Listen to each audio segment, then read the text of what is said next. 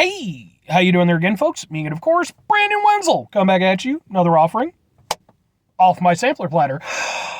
Yes, hey, folks. Sampler video series of videos I've been doing for a while now. I go over there, try out food and drink items. I eat stuff, I drink stuff. And, folks, I'm going to talk about stuff. I'm going to let you know all that you need to know about hopefully delicious stuff that, at the time I'm doing this, folks, I'm not going to lie, I wasn't expecting to do this one ever. But here we are. But we'll get to that in a moment. Folks, it's a super simple format. I'm going to go over there. I'm going to eat some stuff or drink some stuff. I'm going to talk about it. I'm going to let you know how... Folks, if you're coming to my channel for, discussions on astrophysics and, greater implications and usefulness of calculus in modern times, you've come to the wrong YouTube channel, okay? I'm not that guy. Despite the fact that clearly a guy being in his truck wearing grody work clothes... I give off that. I get it. I give off that vibe. But no, I'm just going to talk about food shit because that's what I do. That's the format of my show. I am inside my truck. I am wearing my grody work clothes. Typically, when those things occur, that means that I was on my way home from work and I found some shit to try. That's the case today. Well, technically, I was on my lunch break, but I went to 7-Eleven and I got a thing to review. In fact, I got a bunch of things to review, but I'm only going to review a couple of them. I just got through reviewing... Boom! Some Starbucks Paradise drink. It's pineapple-y. Go watch that one. And they had another thing. And I never expected that I would review something like this for two reasons. One, specifically because it's a 7-Eleven item and when I get into the item. And two is the type of the item. Because, what am I reviewing for you folks? Well, I'm reviewing a sub. Boom! From 7-Eleven. Now, that in and of itself, they have subs. They have, roast beef ones and, Italian subs and stuff. Reason why it's significant is that for several months now, I've been going over there. I've been trying out lots of different sub sandwich places, like Italian delis, chain locations, Subway, Jersey Mike's, what have you, trying out different subs. I, in fact, have an entire playlist called Subs for Subs, which are just my sub sandwich adventures. I never had any interest in adding 7-Eleven to that, despite the fact that I knew that they had subs, because 7-Eleven sub. Why? Then I saw this one, because this isn't just any 7-Eleven sub. No, this is the 7-Eleven Diablo chicken sub. I go to 7-Eleven pretty frequently. It's a good place to get shit on my break. I've never seen this. So 7-Eleven is getting put on the Subs for Subs playlist, folks. Let's open this thing up. Take a look at it, because, it's literally a 7-Eleven sub that is evoking Lucifer. So, let's get a... Can we get it? Kind of. I don't know if this is going to come through properly.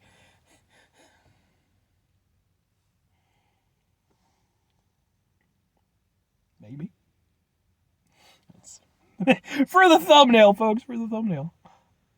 Sure, why not? Right off the bat, it is definitely not going to be on a similar tier to, a proper sub place. Although I did just review a sub place that did not go particularly, swimmingly. So we'll see how this goes. It is oven-roasted chicken, white cheddar cheese, spicy reduced fat mayonnaise, and green leaf lettuce on a pretzel sub roll. Let's give it a shot, folks. Let's see how it is.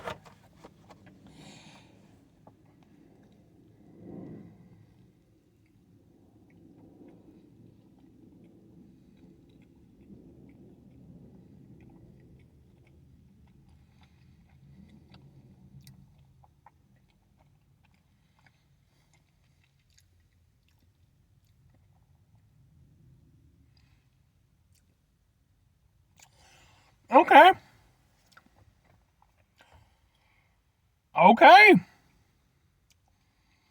First thing that strikes me, it has some legitimate heat to it.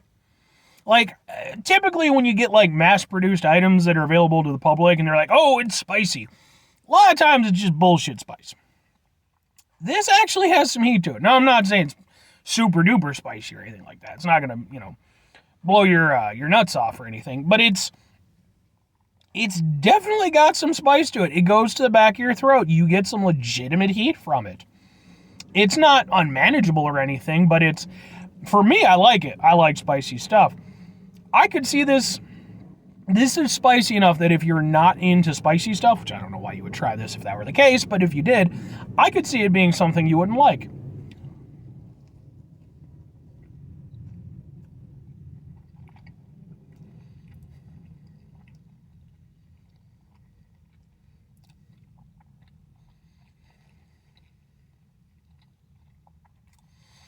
I'm not gonna lie. The thing that definitely saves this is the spicy mayo, because that's what you're getting the biggest hit of from the flavor. But I will say, you can taste the chicken just fine. And it's not horrible tasting chicken. It tastes decent enough. Now, the cheese... What was it? Cheddar cheese. White cheddar cheese. I think you can kind of taste it.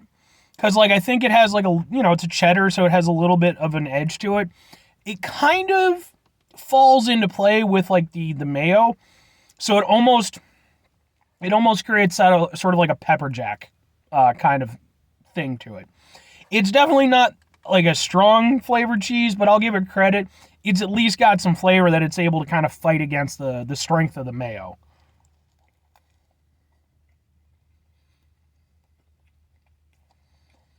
The bun, I'll say this. I mean, it's a pretzel bun, okay? Clearly, it's not a high quality pretzel bun. There's no structure to it. It's very soft.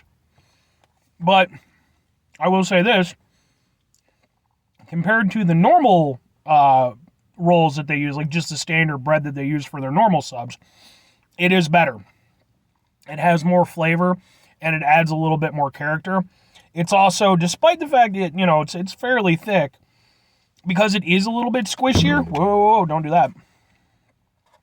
Because it is a little bit squishier, it doesn't feel as bready as the normal subs do from 7-Eleven. It kind of compresses nicer, and yeah.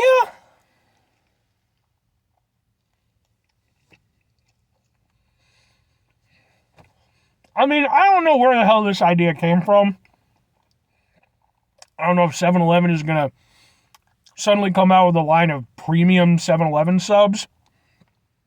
But if they are, this wasn't the worst way to start it. Now, that said, is it anything in comparison to a proper sub sandwich? No. It's probably the best sub that I've had from a 7-Eleven, for what that's worth, but it is damning with faint praise. It is impressive for what it is, but what it is ultimately the cap of the impressiveness of it is very low. But I'll give it credit. It's probably about as impressive as I could expect a sub from 7-Eleven to be. I do actually kind of like it.